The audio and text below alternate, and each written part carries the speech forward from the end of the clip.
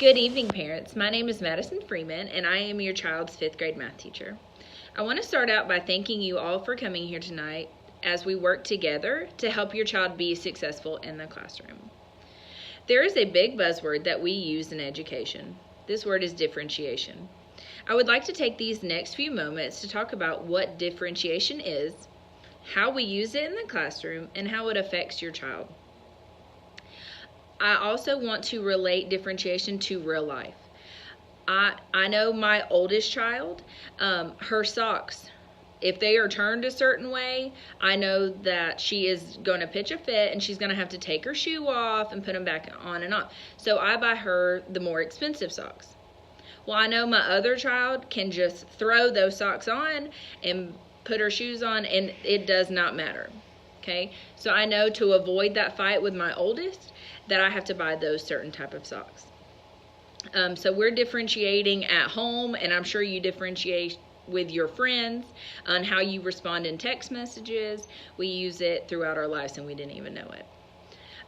But in the school, differentiation is an instructional strategy that provides those different avenues for your child to learn.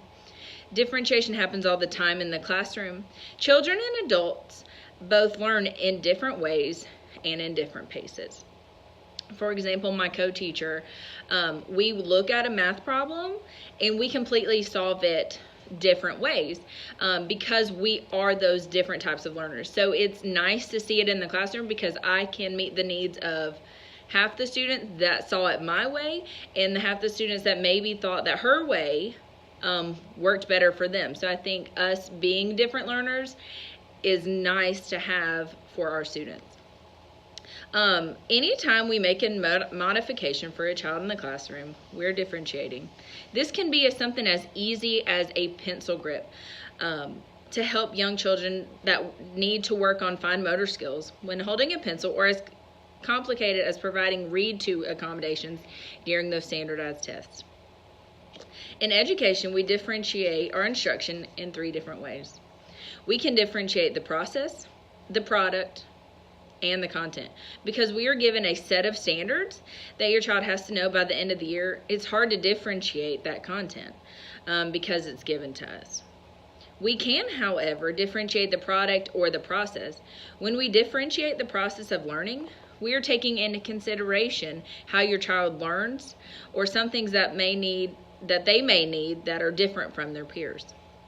We are requiring the same end result by our scaffolding, the types of questions that we're asking them. Instead of just giving them the answer, we have those leading questions so that we can all get them to that end result.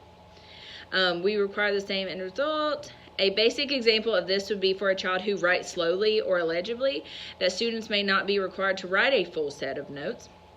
Instead, they would be provided with a copy of the notes that they have to fill in the key information. Okay, so students who writing is ineligible may be allowed to type their paper instead of writing it. Because to us, it's more important that they understand that material, not that they can copy notes from the board, but that they're still paying attention and that they're still being held to those same standards.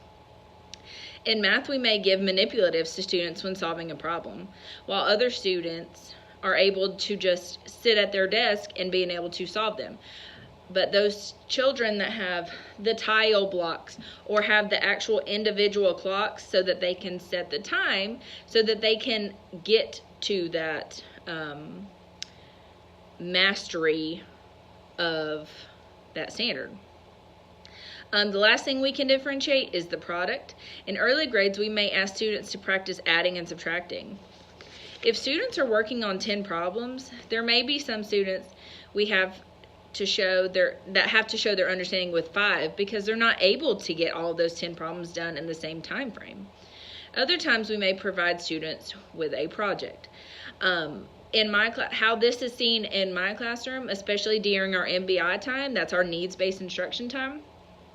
Me and my co-teacher, we split those students into smaller groups, the ones that maybe still have those 1s or 2s, still some misconceptions with those standards. We pull them into small group so that we can work with them more individually. Okay, my extension group, the ones that math kind of comes easy to them, that they understand they kind of need that push, we allow them to complete projects with their group, and they are able to take this anywhere. They can present this however they want to. I still tie it in with the standards that we're working on. I just we dig a little deeper than what my other students will be able to do, but we are providing them with life skills. I have some students that present it with Prezi, and like I said, it is totally up to them how they present that. But I think getting them ready for those life skills, especially with life going more in the technology side of things, it's exciting to see where they take things, because sometimes I'm like, wow, I would have never even thought of that way to present that. Okay. But some may choose to create a PowerPoint, whereas others make a poster. As long as all the information requirements are met, then the products can be different. Differentiation can be seen in all classrooms for all children. You can differentiate for the child who has a learning disability and needs remediation, but you can also differentiate for those gifted students who need that acceleration. It takes a lot of work and attention to differentiate a classroom full of different needs. To the students receiving this type of instruction, it can mean the world. Thank you for your time, and if you have any questions, please feel free to email me. Thank you.